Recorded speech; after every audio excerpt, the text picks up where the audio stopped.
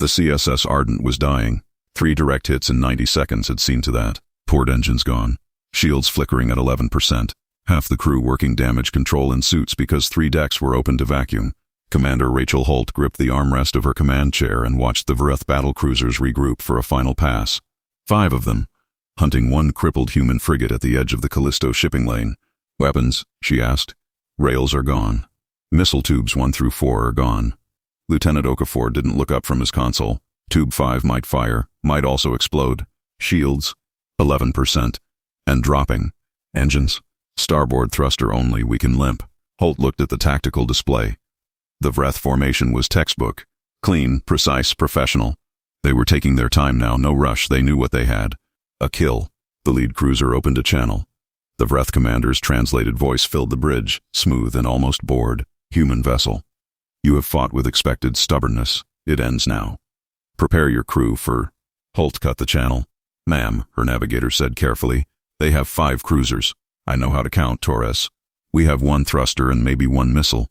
"I know. So what's the plan?" Holt pulled up the system map. Not the tactical overlay, the stellar overlay. Solar winds, magnetic field lines, particle streams radiating outward from the sun in great invisible rivers of charged energy, flowing in predictable arcs through the entire system. She'd spent 6 years as a survey pilot before the war. 6 years reading stellar currents the way sailors once read ocean tides. Her finger traced a line on the display. "Torres, what's our current position relative to Stream 4? He blinked, looked at the overlay. "About 40 kilometers off the primary flow axis. Why? Because Stream 4 runs at 2.4 million charged particles per cubic centimeter and it's been building pressure since the solar event last week." She looked up, and it flows directly past our position. Silence on the bridge. Okafor spoke first. "Commander, our particle collectors are in emergency mode. They're not designed to—" "I know, and you're right." Holt stood up. "I'm not going to collect it, Okafor. I'm going to aim us into it." The Vreth commander watched the crippled human ship fire its single remaining thruster. Not toward them, not away, sideways, drifting laterally for no tactical reason anyone on his bridge could identify.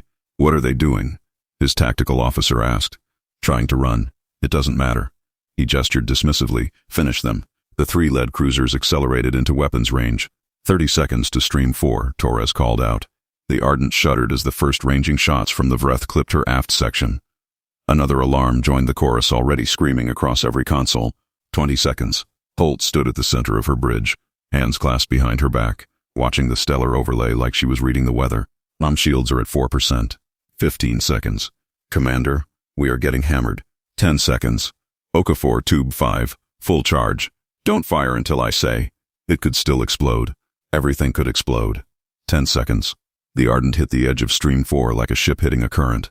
A physical shudder running through the entire hull as 2.4 million charged particles per cubic centimeter began screaming across every surface, every collector, every conduit the ship had. Every system on the bridge surged. Shields slammed from 4% to 61 in 3 seconds. Weapons console lit up like a sunrise. Okafor stared at his board with wide eyes. "Commander, rails are back. Missiles 2 and 3 just came online. I've got targeting." "I know." Holt turned to face the Vreth formation. "Go with the flow, Lieutenant. Fire everything." The Vreth commander saw the energy spike 1 second before impact. 1 second was not enough. For any of them. When the CSS Ardent limped into Callisto Station 4 hours later, she was still trailing charged particles from Stream 4 glowing faintly blue along her hull like a ship wrapped in lightning. The dockmaster who greeted Commander Holt had already seen the battle footage. He just shook his head slowly. "How?" he asked. Holt handed him her damage report and kept walking. "You stop fighting the universe," she said, "and start using it. If you'd ride a solar current into 5 cruisers, comment current below. Follow Sci-Fi Shorts for more. I'd really appreciate it."